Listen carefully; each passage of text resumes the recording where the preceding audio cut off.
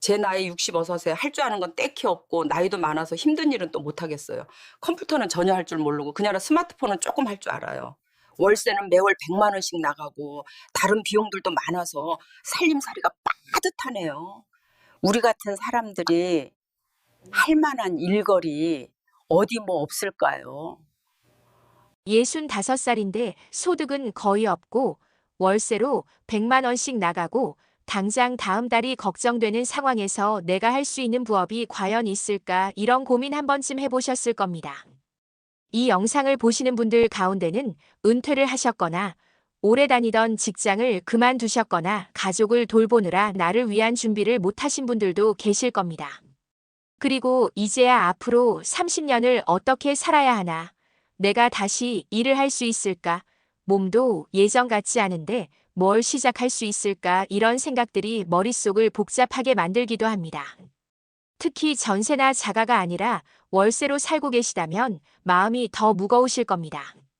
월세 100만 원, 관리비, 전기요금, 수도요금, 통신비, 병원비까지 합치면 들어오는 돈보다 나가는 돈이 훨씬 많아지는 구조가 되어버립니다. 버틴다는 표현이 딱 맞을 정도로 빠듯한 삶이 됩니다.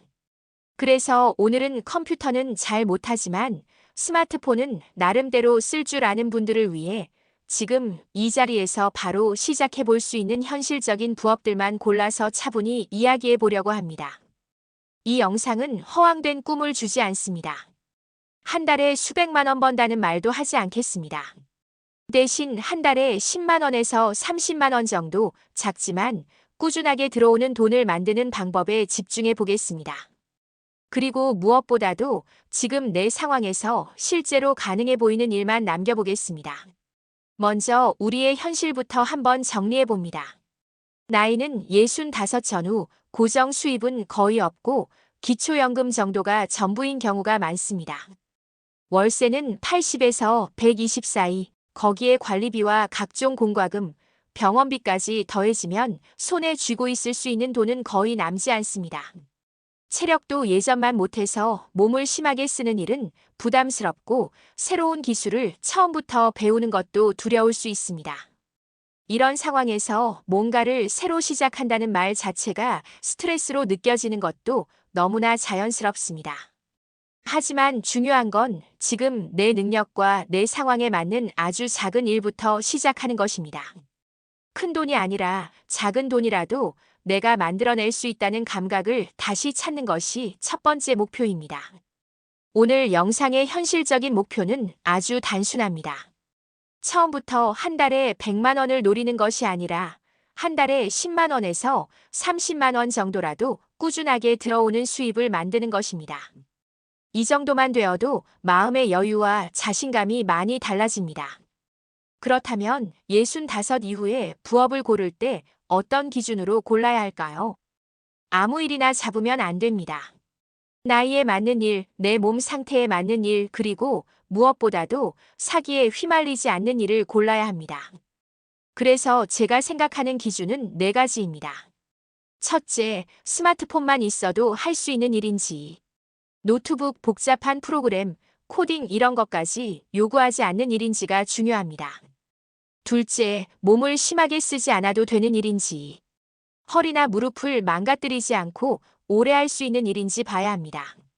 셋째, 시작할 때 등록비나 교육비, 상품 구매비 같은 큰 돈을 먼저 내라고 하지 않는지. 넷째, 가족이나 지인을 끌어오라고 강요하는 다단계 구조는 아닌지입니다. 이 네 가지 기준 중 하나라도 마음에 걸리면 일단 뒤로 미루는 것이 좋습니다.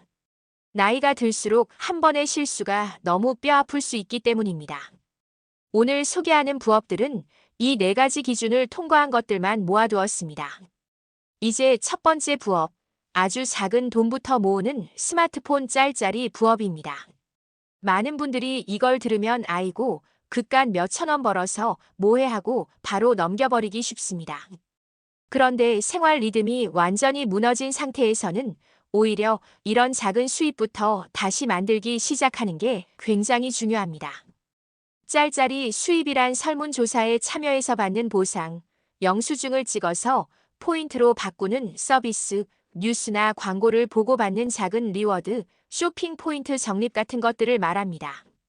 이걸로 당장 생활비를 해결할 수는 없습니다. 하지만 하루 10분에서 20분 정도만 투자해도 한 달에 2만 원에서 5만 원 정도까지는 충분히 벌 수 있습니다. 이게 왜 중요하냐면 내가 다시 내 힘으로 돈을 만들었다는 경험을 몸으로 느끼게 해주기 때문입니다. 사람은 작은 성공 경험이 쌓이면 그 다음 단계로 자연스럽게 넘어갈 힘이 생깁니다. 심리학에서는 이런 걸 점진적 성장이라고 부르기도 합니다. 짤짤이 부업은 바로 그 첫 단추를 다시 끼우는 과정입니다. 두 번째 부업은 인공지능과 함께하는 글쓰기, 홍보글 대행 부업입니다. 이 부업은 생각보다 수요가 정말 많습니다. 요즘 동네 식당, 미용실, 카페, 학원 같은 곳에서는 손님을 모으기 위해 홍보 문구를 계속 만들어야 합니다. 가게 오픈 안내문, 할인 이벤트 홍보글, 단골 손님에게 보내는 문자, 카카오톡 공지, 블로그에 올릴 소개글, 전단지에 들어갈 짧은 문구까지 종류도 다양합니다. 문제는 사장님들이 너무 바쁘고 글 쓰는 걸 어려워하는 분들이 많다는 것입니다. 이때 우리가 스마트폰으로 챗GPT나 제미나이를 켜고 대신 글을 만들어줄 수 있습니다. 예를 들어 이렇게 입력합니다. 동네 미용실 겨울 할인 이벤트 홍보글을 손님에게 정중하게 말하듯이 3가지 버전으로 써줘. 몇 초만 기다리면 그럴듯한 글이 여러 개 나옵니다. 우리는 그 글을 천천히 읽어보고 가게 이름이나 전화번호 같은 정보를 넣고 말투를 조금만 고쳐서 사장님께 전달하면 됩니다. 처음에는 한 건에 5천 원이나 1만 원 정도의 적은 금액부터 시작해도 괜찮습니다. 경험이 쌓이고 입소문이 나면 좀 더 긴 글이나 여러 개의 문구를 묶어서 2만 원, 3만 원까지도 받을 수 있습니다. 중요한 건 내가 글을 잘 써야만 한다는 생각을 버리는 것입니다. 우리는 질문을 잘 던지고 인공지능이 써준 글을 사람 말투에 맞게 다듬어주는 역할만 하면 됩니다. 그렇기 때문에 스마트폰 하나만 있어도 충분히 시작할 수 있는 부업입니다. 세 번째 부업은 스마트폰 도우미 서비스입니다.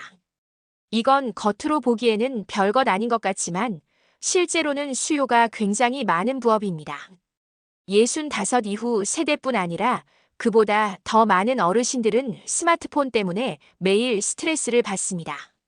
사진이 어디에 저장되는지 모르겠고 카카오톡 알림이 너무 많이 떠서 정신이 없고 스팸 문자와 광고 전화가 쉴 새 없이 오고 요금제가 나에게 맞는 건지도 모르겠습니다. 그런데 이런 것들을 도와줄 사람을 찾기란 쉽지 않습니다. 우리는 여기서 할 수 있는 일이 생깁니다. 나보다 스마트폰 사용이 더 서툰 어르신들에게 스마트폰 정리를 도와주는 서비스입니다. 카카오톡 사진 정리, 스팸 문자 차단, 알림 조정, 데이터 요금제 확인과 변경 상담 같은 것을 1시간에 10,000원 정도 받고 도와준다고 생각해 보십시오. 경로당이나 복지관, 교회나 성당, 절, 아파트 엘리베이터 게시판, 동네 카카오톡 단체방에 스마트폰 도와드립니다. 카톡, 사진, 스팸 차단, 요금제 상담. 1시간에 10,000원. 연락처는입니다. 이렇게 적힌 안내문 한 장만 붙여도 문의가 생각보다 많이 들어올 수 있습니다. 이 부업의 좋은 점은 단순히 돈을 버는 것에 그치지 않고 사람들과의 관계가 생긴다는 점입니다. 상담을 해주다 보면 이야기도 나누게 되고 정이 쌓이고 그분들이 정말 고맙다고 말할 때 나도 누군가에게 도움이 되는 존재라는 자존감이 높아집니다. 나이 들어서 가장 힘든 것 중 하나가 내가 쓸모 없어진 것 같다는 감정인데 이 부업은 그런 마음을 덜어주는 역할도 합니다. 네 번째 부업은 취미를 활용한 소규모 모임 운영입니다. 특별한 전문 자격증이 없어도 되고 세계 챔피언처럼 잘할 필요도 없습니다. 그냥 남들보다 조금 더 알고 조금 더 자주 해본 경험만 있어도 충분합니다. 예를 들어 장기나 바둑을 어느 정도 둘 줄 안다면 초보자 장기 배우기 모임을 열 수 있습니다. 트로트 노래를 좋아한다면 좋아하는 트로트 함께 부르는 모임을 만들 수 있습니다. 뜨개질이나 수예, 화분 키우기, 텃밭 가꾸기, 간단한 건강 스트레칭이나 의자 체조, 장구나 기타 같은 악기 기초도 모두 가능합니다. 장소는 생각보다 어렵지 않습니다. 동네 복지관, 경로당, 동아리방, 교회 교육관, 카페의 작은 모임 공간 등 사람이 모일 수 있는 곳이면 어디든 됩니다. 운영 방식도 단순합니다. 일주일에 한 번, 1시간이나 2시간 정도. 참가비는 한 사람당 5,000원에서 10,000원 정도. 참여 인원이 5명만 되어도 한 번 모일 때 25,000원에서 50,000원 정도가 됩니다. 한 달로 따지면 10만 원에서 20만 원 정도의 수입이 생깁니다. 물론 처음에는 사람이 많이 오지 않을 수도 있습니다. 한두 명으로 시작할 수도 있습니다. 그래도 상관없습니다. 중요한 것은 내가 가진 것을 나누고 그 과정에서 작은 돈이라도 벌 수 있다는 점입니다. 그리고 여기에 더해 규칙적으로 사람을 만나고 웃고 이야기하는 경험은 돈으로 따질 수 없을 만큼 소중합니다. 나이가 들수록 이런 관계가 삶의 의욕을 지켜주는 큰 힘이 됩니다. 5번째 부업은 정부와 지자체에서 제공하는 노인 일자리를 적극적으로 활용하는 것입니다. 많은 분들이 이 부분을 모르고 지나칩니다. 그런 게 있긴 한가 보다 하고 넘기지만 자세히 찾아보면 생각보다 종류도 많고 조건도 나쁘지 않습니다. 다만 정보를 스스로 찾는 과정이 어렵게 느껴질 뿐입니다. 방법은 크게 2가지입니다. 첫째, 스마트폰을 켜고 네이버나 구글에 내가 사는 동네 이름과 노인 일자리를 함께 적어 검색해보는 것입니다. 예를 들어 하남시 노인 일자리, 광주시 시니어 클럽 이런 식으로 검색하면 관련 기관과 모집 공고가 여러 개 나옵니다. 둘째, 동주민센터나 행정복지센터에 직접 가서 노인 일자리 상담을 받고 싶다고 말하는 것입니다. 그러면 담당자가 시니어 클럽이나 복지관 혹은 관련 부서로 안내해 줄 것입니다.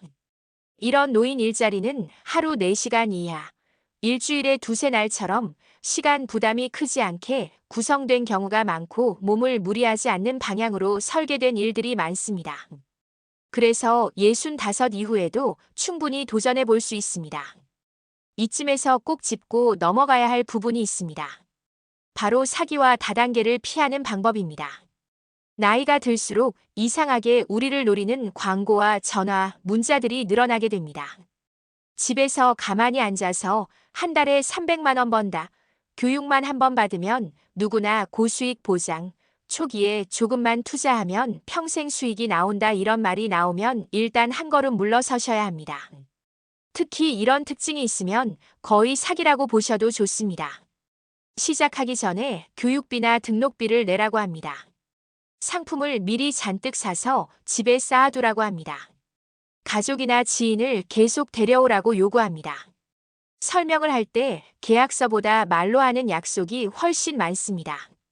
이런 요소가 하나라도 보이면 바로 자리를 뜨는 것이 좋습니다. 돈과 관련된 약속을 할 때는 가능하면 현금 대신 계좌이체를 사용해 기록을 남기고 상대방과 주고받은 내용은 문자나 카카오톡으로 보관해 두는 습관이 필요합니다. 우리는 빨리 많이 버는 것보다 절대로 잃지 않는 것이 더 중요합니다. 적게 벌어도 인생은 계속됩니다. 하지만 한번 크게 잃으면 회복하기가 너무 어렵습니다. 이제 마지막으로 인공지능을 내 비서처럼 쓰는 간단한 예를 2가지 소개하겠습니다.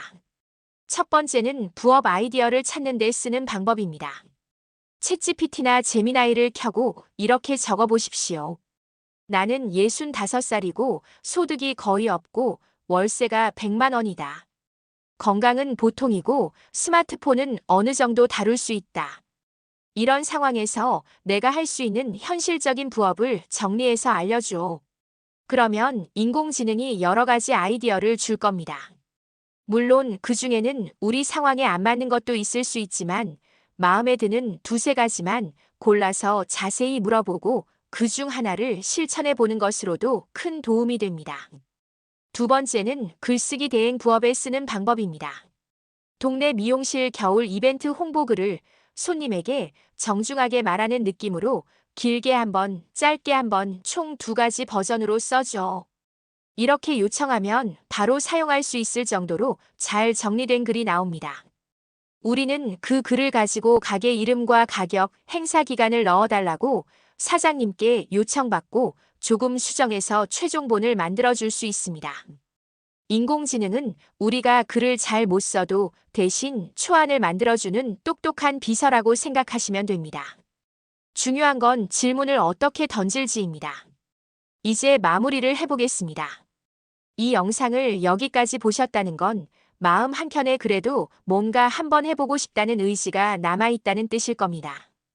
동시에 과연 내가 할 수 있을까 하는 두려움도 함께 있을 수 있습니다. 완전히 자연스러운 감정입니다. 그래서 처음부터 한 달에 100만 원, 200만 원을 목표로 잡을 필요는 없습니다. 대신 한 달에 10만 원만 먼저 만들어 보자. 그 다음에는 15만 원, 그 다음에는 20만 원으로 조금씩 올려보자 이렇게 생각해 보셨으면 좋겠습니다. 오늘 이야기한 부업을 다시 정리해 보겠습니다. 작은 성공 경험을 주는 짤짤이 스마트폰 부업. 인공지능과 함께하는 홍보글, 문구대행 부업. 동네 어르신과 지인을 돕는 스마트폰 도우미 서비스. 나의 취미를 활용한 소규모 모임과 클래스 운영. 그리고 정부와 지자체가 제공하는 노인 일자리 활용까지 이렇게 5가지입니다. 이 중에서 마음에 조금이라도 끌리는 것이 딱 하나만 있어도 충분합니다. 영상을 다 보신 다음에 바로 3가지만 해보셨으면 합니다.